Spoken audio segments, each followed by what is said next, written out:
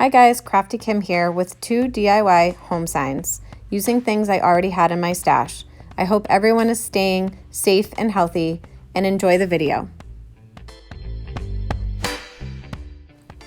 The products for this project are these boxes from Dollar Tree. We're using the outer part of the box, which is also what I have left over from a previous DIY where I did my candlesticks. I found this frame at Dollar Tree and I liked the letters with the word home, and we're going to be using those letters only. And then I had this burlap runner and I'm just going to be using some pieces of that. And then the last thing you'll need is some Mod Podge, and I'll show you the paint throughout the video. For the first step, I'm taking my antique wax and I'm just using a wet wipe, and I'm going to apply it as if it was a stain.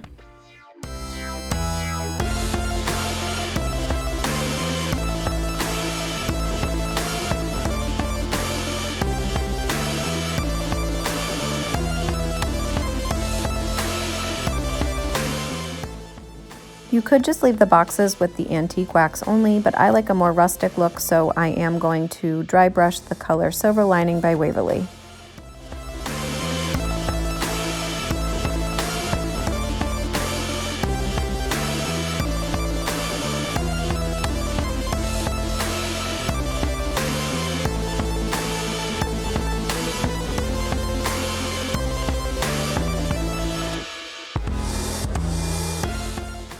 And now I'm just opening the frame and taking out the paper to cut out our letters. You have a lot of options here. You could leave that fake burlap look that it has already, which is what I did at first, but then I ended up changing my mind and I cut that part off, and you'll see that later on.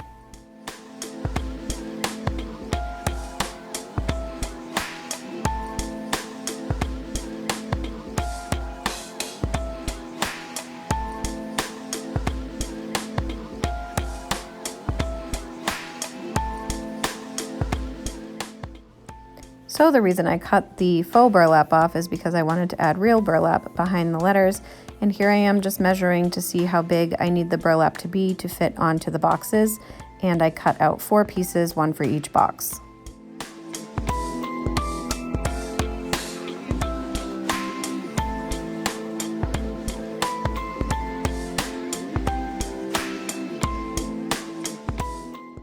Now, just brushing on some Mod Podge to the box, I'm going to apply a thin coat of that and then just press down the burlap onto the box. And then again with the Mod Podge, applying to the back of our letters. And then I also do a top coat to make sure that it's on securely.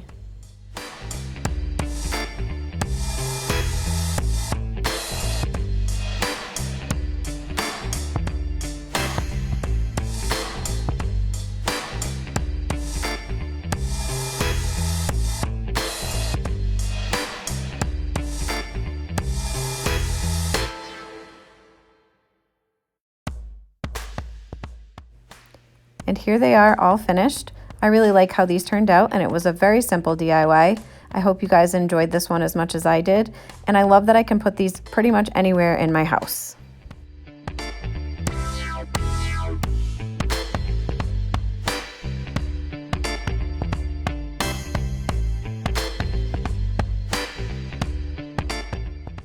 For the next project, we're using this home sign from Dollar Tree.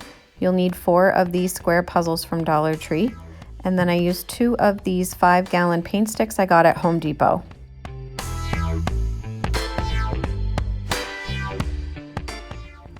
So to get started, you're just going to remove all the letters from each other. And I found the easiest way is just to rock it back and forth, and eventually they do come apart. So you can see here the M didn't quite fit onto the puzzle, which we're using as our background for the letters. So I drew the shape that I wanted, and I'm just going to cut off the excess pieces. I'm going to cut off the size using my saw, and then I use a razor blade because this is just like an MDF material, so it's actually very easy to cut into.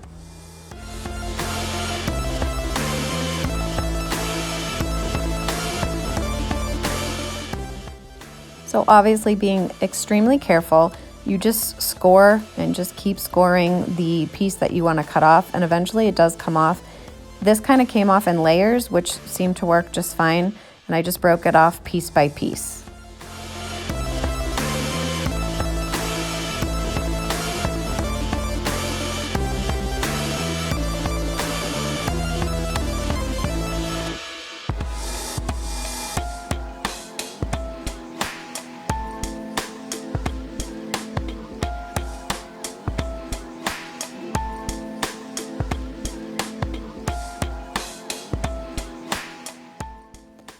Here I'm just using the razor blade to kind of shave off some of the pieces that were jagged on the inside of the curved parts.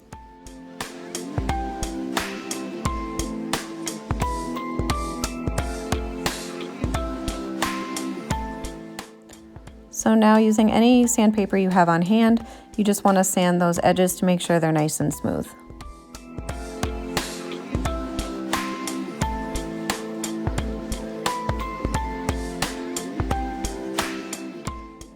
Now with my needle nose pliers, I'm just removing those little nails. Some of them did break off inside the letter, and I just used my hammer to bang in what was left, and that seemed to work just fine.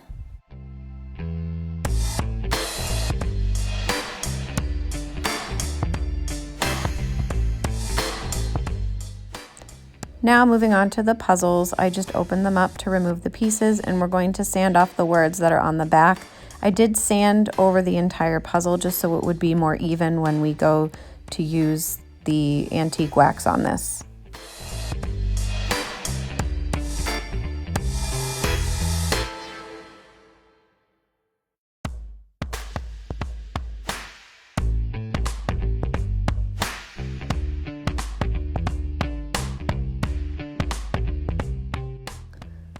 My dog Lily wants to help me with this part. I'm just seeing how far apart I need the blocks to be, and I ended up having them be 2 inches apart from each other, and then the first and last block are 2 1/4 inches from the end of the paint stick.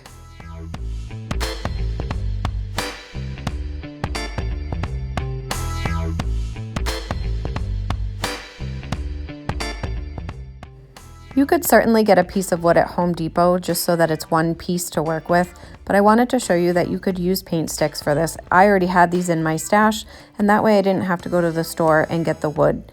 Now I just cut off the pieces I needed, and I'm just sanding the edges down.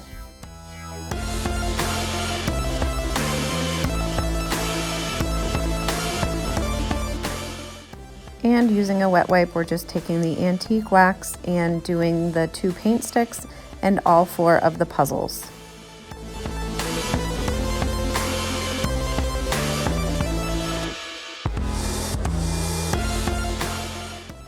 I bought these paintbrushes from the Dollar Tree, so I figured I'd give them a whirl, and I used the smallest one to do a dry brush effect. Again, I like the old look of the wood, or the aged look, so I am adding a dry brush effect using the color Silver Lining to all the pieces.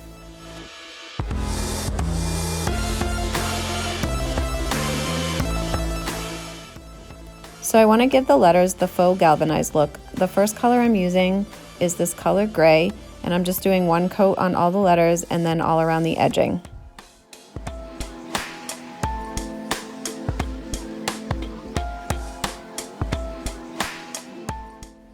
The next color I'm using is silver, and I'm only doing the top of all the letters in 1 coat.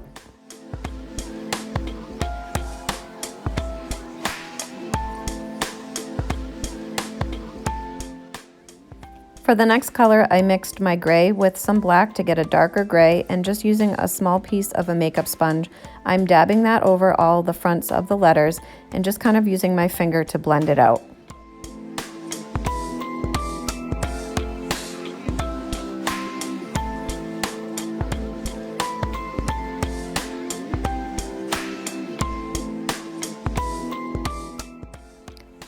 And for the last step, we're using Silver Lining and another little sponge and just dabbing that over the top as well. And again, just blending it in with your finger.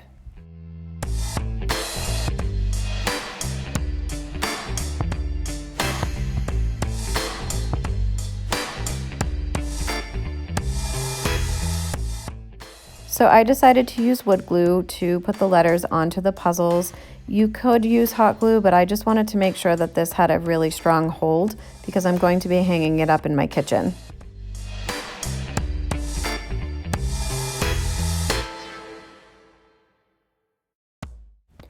And don't forget to use a wet paper towel or a wet wipe to just remove that excess glue so that it doesn't show once it's dry.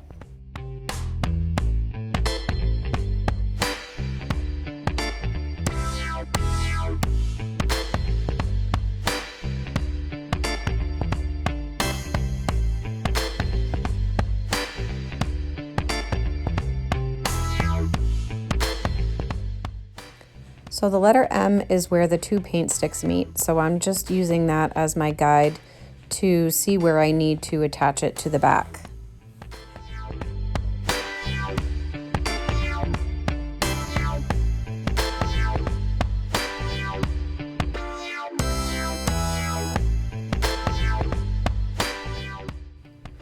And I'm just marking where I need to put it back onto the puzzle, and then marking on the stick how far down I need to add the glue. And I'll show you here that I ended up doing it upside down, and these things happen, so I just pulled it off and redid it.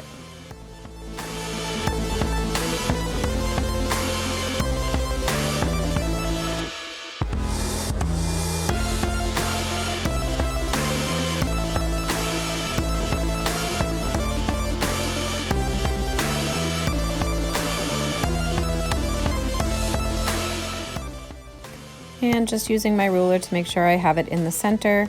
And I eventually will use clamps just to make sure that this dries really securely, since the sticks are not centered in the puzzle, and since the puzzle has those cutout shapes, it's not as much to grab onto.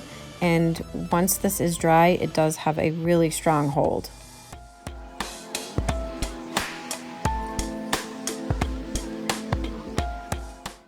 So in my last DIY, I complained about how big my clamps were, and my husband ended up having to go to Home Depot and did purchase these for me, so I was very appreciative of that.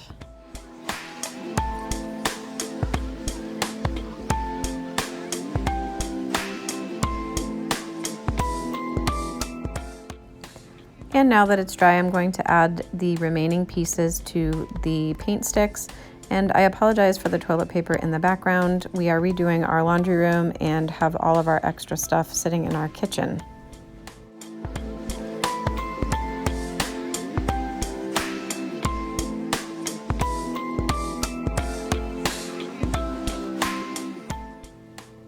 So just using my ruler as a guide, I am putting each letter 2 inches apart.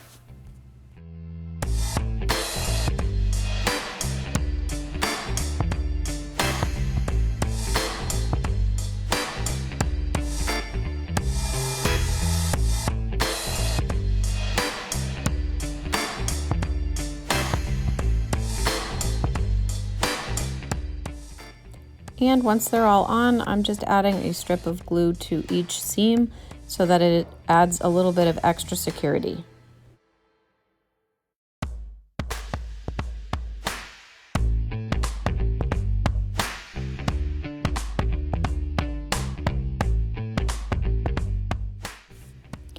And here it is, all finished. I really love how this turned out, and I hope you guys enjoy this as much as I do. It looks really good above my closet doors in my kitchen, and it just looks nice with the yellow walls that I have in there. I really hope you guys have a great day. Please make sure to like and subscribe, and stay safe and healthy.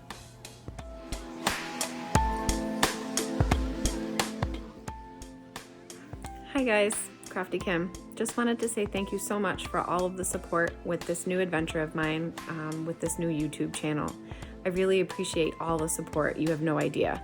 It's been so much fun making DIYs for all of you, and I hope that everyone is staying safe and healthy, and using crafting is a good way to keep your mind off things and stay sane. Have a great day, everyone.